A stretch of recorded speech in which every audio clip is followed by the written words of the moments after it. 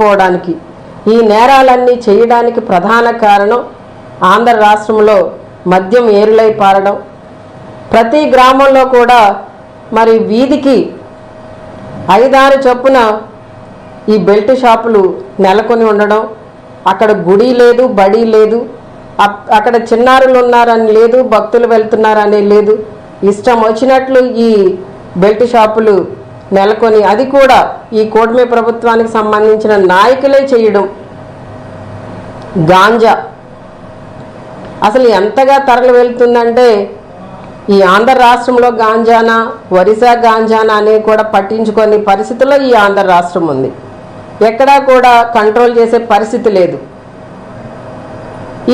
ఈ విధంగా ఇన్ని భయంకరమైన సంఘటనలు జరగడానికి కారణం ఈ మద్యం, గాంజా అని చెప్పి మేము మాట్లాడుతున్నా కూడా దాన్ని కంట్రోల్ చేసే పరిస్థితి ఈ ప్రభుత్వానికి లేదు.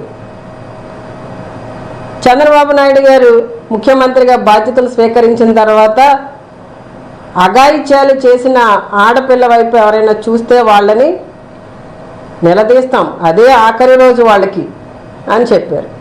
అది మాటల వరకే పరిమితమైంది.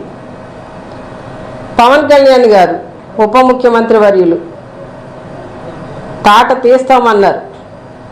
ఎక్కడండి, ఏ ఆడపిల్ల మీద అఘాయిత్యం జరిగితే ఎవరి తాట తీశారు?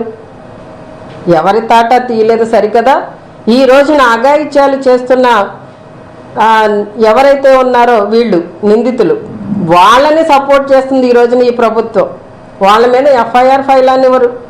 మేము ఇబ్బంది పడుతున్నామని మహిళలు లేదా ఇబ్బంది పడుతున్న బాలికలు, యువతులు పోలీస్ స్టేషన్కి వెళ్ళి కంప్లైంట్ చేస్తే కనీసం కంప్లైంట్ తీసుకోలేని పరిస్థితిలో పోలీస్ వ్యవస్థ.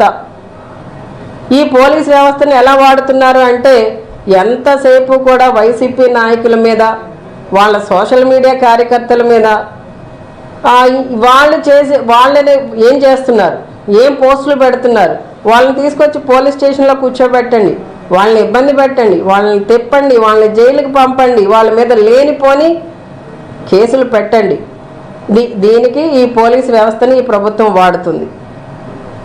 గతంలో మా జగనన్న ప్రభుత్వం అధికారంలో ఉన్నప్పుడు ఈ పోలీస్ వ్యవస్థ మరి దేశంలోనే మరి ఎంతో చక్కటి సేవలు అందించిందని ప్రశంసలు పొందుతూ 100కు పైగా అవార్డులు తీసుకోవడం జరిగింది. మరి ఈ రోజున ఆ పోలీస్ వ్యవస్థ యొక్క ప్లేస్ ఎక్కడుందండి? 36కి పడిపోయింది. 36 కంటే చివరి స్థానంలో ఈ రోజున ఈ కూటమి ప్రభుత్వం అధికారంలోకి వచ్చిన తర్వాత పోలీస్ శాఖ యొక్క పనితీరును బట్టి కేంద్ర ప్రభుత్వం వారికి ఇచ్చిన ర్యాంకింగ్ అండి అది. అంటే ఈ రోజున రాష్ట్రంలో శాంతి భద్రతలు లేవు, మహిళలకు రక్షణ లేకుండా పోయింది. ఈ ఆంధ్రప్రదేశ్ని అత్యాచార ఆంధ్రప్రదేశ్గా ఈ రోజున వీళ్ళంతా కూడా మరి వాళ్ళ పాలనలో రుజువు చేయడం జరిగింది.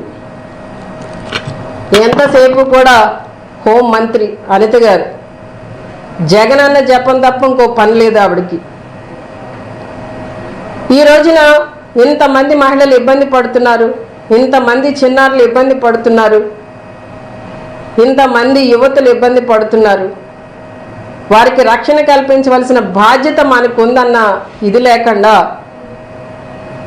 ఎంతసేపు కూడా మాజీ ముఖ్యమంత్రి వర్యులు జగన్మోహన్ రెడ్డి గారిని టార్గెట్